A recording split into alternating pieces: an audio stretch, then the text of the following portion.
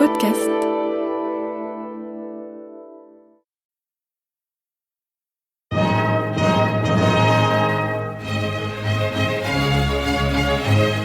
Bon baiser de partout. Une émission secrète de...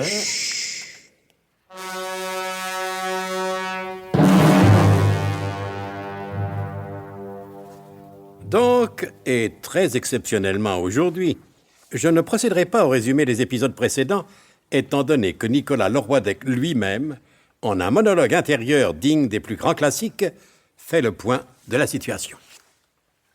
C'est pas pour me vanter, mais je peux dire que je vis une aventure au cours de laquelle les contes extraordinaires d'Edgar Poe ne sont que des contes à dormir debout. Être subitement, sans pouvoir en démêler la cause, ramené 100 ans en arrière et être mis au contact de l'ancêtre du colonel, de Tifris et de mon arrière-grand-père, c'est quelque chose. Si je m'en sors, jamais le colonel ne voudra me croire. Il croira que je suis devenu fou ou que je me drogue, au LSD ou au PMU. Et pourtant,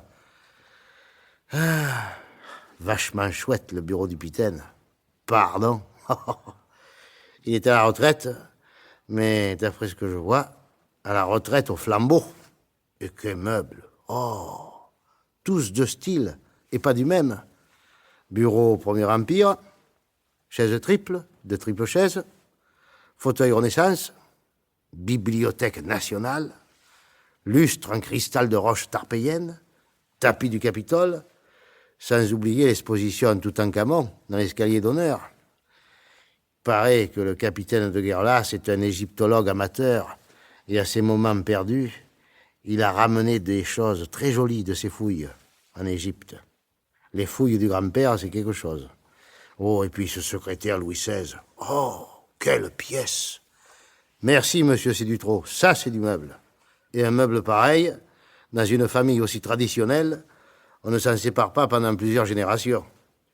Le secrétaire est sûrement encore au service du colonel.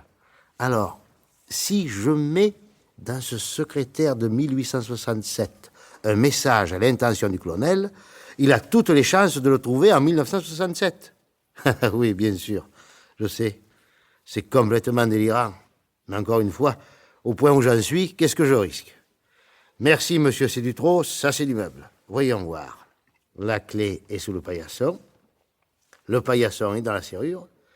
La serrure est vissée dans la porte bascule. La porte est fixée dans le mur est adossé à la poutre de soutien, là. Oui, je l'ouvre. Vite, mon petit magnétophone. Je vais enregistrer un message pour le colonel. Mes respects, mon colonel. J'espère que vous ne vous en faites pas trop au sujet de ma disparition. En attendant, j'admire les fouilles de votre grand-père qui sont dans l'escalier. Vous revenir, Nicolas. La conférence à la base du sommet est terminée. Oh merde, mais j'ai pas fini. Ah, tant pis, je l'enferme tel qu'il est. Hop, enveloppé, c'est parti. Voilà. Alors, vous amenez, oui. J'arrive, me voici. Oh. Ah, j'arrive tout couvert encore de pensées pour entendre de vous les conclusions pesées. Eh bien, mon garçon, bravo. Tu taquines aussi l'Alexandrin, ce que je constate. Ah, je taquine aussi Alexandre II qui, je l'espère, me conduira au pont Alexandre III, que je franchirai pour passer de la rive de 1867 à celle de 1967. Quel esprit. Car si sous le pont Mirabeau coule la Seine, sur la Seine passent les bateaux qui transportent le temps passé dans le temps futur, en passant par le temps présent, à titre indicatif, ainsi que ça se conjugue. Je ne sais pas exactement ce que ça veut dire, mais c'est fort bien tourné.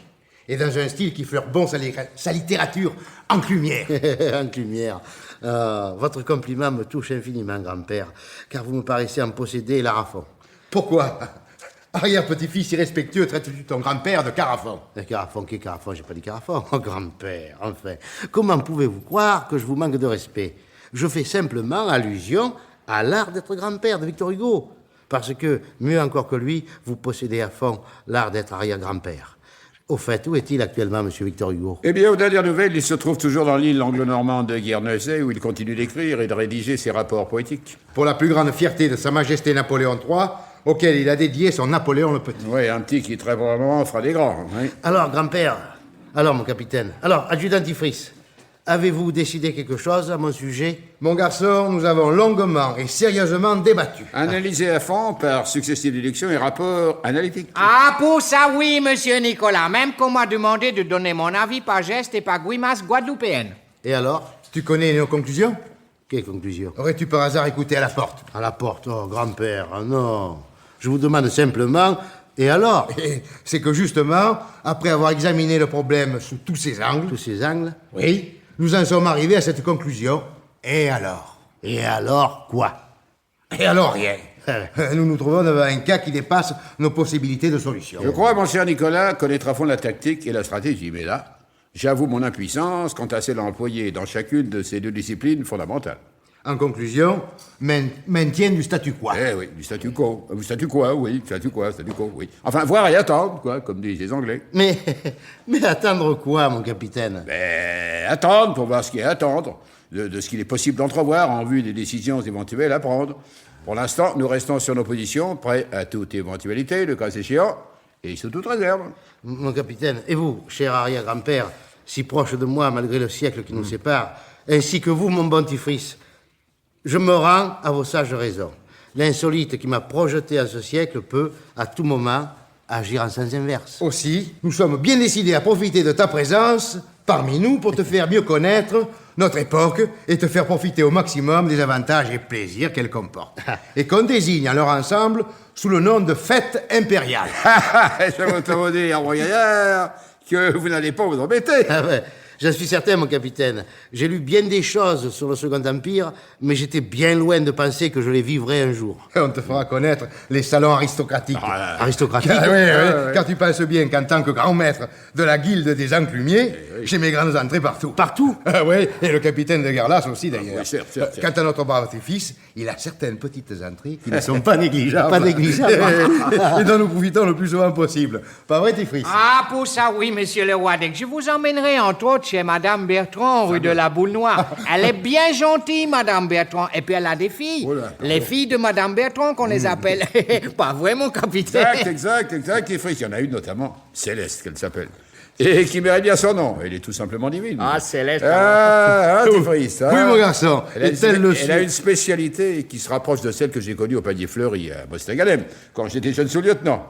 Ça manque peut-être un peu d'exotisme, mais c'est comment dirais-je, très tendestrise, où rien n'est sacré pour un sapeur, comme chante Teresa d'Alcazar. Sacré Céleste, là. Oui, mon garçon, et tel le Suédois qui chante dans la vie parisienne, je veux m'enfourrer jusqu'à là, tu vas t'enfourrer de par-dessus les oreilles. Par-dessus les oreilles? Oui, et si je peux me permettre d'employer ce délicat euphémisme. Bon, eh ben, dites donc, si on allait prendre dans le jardin, à côté, le verre à cheval sur 2 siècles. Excellente idée, allons-y.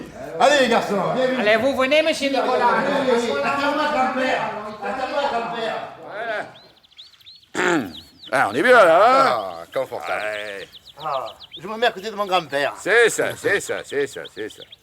Alors, Maximilien, content du défilé de la guilde?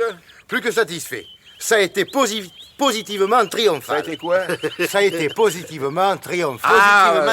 C'est ça, oui. Au pavillon de l'enclume, Ouais. pour l'inauguration, on a distribué à la volée des enclumes décolorées et fleuries. Et fleuries avec des fleurs, succès total. Il y a bien eu par-ci par-là quelques petites fractures de crâne. Mais quoi, on ne fait pas d'enclume sans casser de tête. Ouais, d'autant que ceux qui s'en sortiront pourront dire qu'ils s'en tirent avec une fracture acquittée.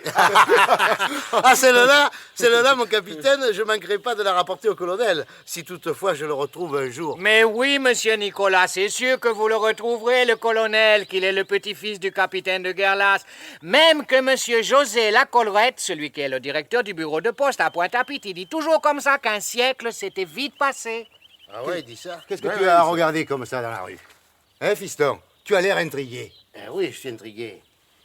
Ce petit monsieur qui passe là, avec un panier à provisions au bras, il me semble que j'ai déjà vu cette tête-là quelque part. C'est Adolphe Thiers, le député à la Chambre. À la chambre? Oui, il ira loin, celui-là. Il a un sacré sens de l'économie. La preuve, c'est qu'il fait son marché lui-même. D'ailleurs, dans le quartier, on l'appelle le tiers provisionnel. Oh, mais oui. Oh, mais ce monsieur qui vient vers nous, mais c'est lui. C'est bien lui. Qui ça, lui? Monsieur Maurice, voyons. Et qui est, monsieur Maurice? Ah, mon capitaine, Votre colonel de petit-fils vous répondrait qu'on ne demande pas qui est Monsieur Maurice. On se contente de le saluer très respectueusement. Bonjour, Monsieur Maurice. Vous désirez quelque chose, Monsieur Maurice? Non, rien, je passais.